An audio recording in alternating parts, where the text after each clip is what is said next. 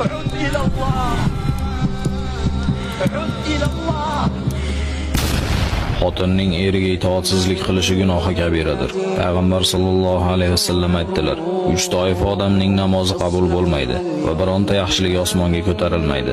Shulardan biri erini g'azablantirgan, norozi qilgan ayolning, to eri undan rozi bo'lmaguncha.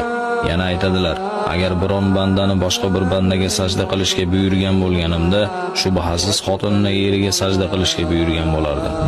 Va yana aytadilarki, Alloh taolo eriga noshukrlik qiladigan xotinga qaramaydi.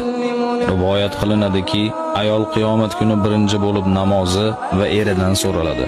Rivoyat qilinishicha, ayol erining ruxsatsiz uyidan chiqsa, to uyiga qaytgunicha osmondagi barcha farishtalar hamda insi jinsdan tashqari u yonidan o'tgan har bir narsa unga la'nat aytadi.